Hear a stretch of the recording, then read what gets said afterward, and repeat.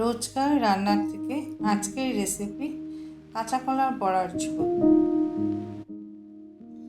আজ রান্না করব কাঁচা কলার বড়ার ঝোল। তো লাগবে তাতে একটা ডিম লাগবে, দুটো কাঁচা কলা তাই একটা ডিম, পেঁয়াজ, আদা, আলু, তেজপাতা, এই দিয়ে আমরা রান্না করব কাঁচা কলার বড়ার ঝোল। এই কাঁচা কলাটাকে সিদ্ধ করে নিয়েছি। সিদ্ধ করে তাতে দিলাম কসুরি মেথি, হলুদ আধা চামচ, লঙ্কার গুঁড়া আধা চামচ, একটা ডিম আর স্বাদ মতন লবণ দিয়ে এটাকে বড়া করি, তারপর দেখাবো।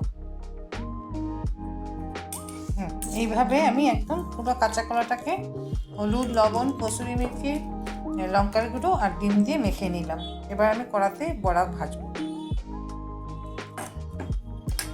কড়াতে তেল দিলাম।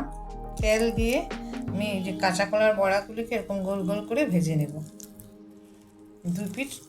দুই পিঠ লাল লাল করে এইভাবে ভেজে নিতে লাগবে। এক পিঠ ভাজা হয়েছে, এখন আমি উল্টে দিচ্ছি। উল্টে দুই পিঠ ভেজে নামিয়ে নেব।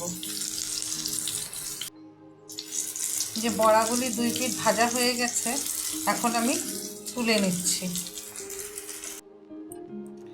কাঁচা কলার সাথে আমি আলুও সিদ্ধ করে নিয়েছিলাম, ওই আলুগুলি ভেজে নিই।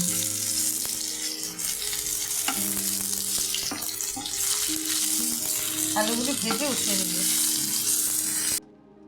আলুগুলি ভেজে উঠিয়ে নিয়েছি।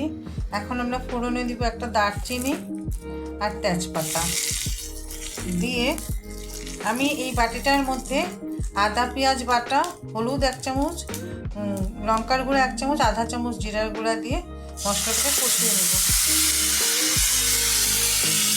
আর সাথে দিয়ে দেবো স্বাদ মতন লবণ। যে মশলাটা কষানো হয়ে গেছে, মশলা থেকে তেল ছেড়ে দিচ্ছে, এখন আমি তাতে দিয়ে দিব জল। এখানে আমি 2 কাপ পরিমাণ জল দিলাম, কারণ বড়াতে ঝোলটা টেনে যায়, তো তাই একটু 2 কাপ পরিমাণ জল দিলাম। ঝোলটা ফুটুক, তারপরে আমি বড়া আর আলুটা দিয়ে দিব। ঝোলটা ফুটে গেছে, তাতে আমি আধা চামচেরও কম শাহি গরম মশলা দিয়ে দিলাম। দিয়ে ভেজে রাখা আলুগুলি দিয়ে দিলাম।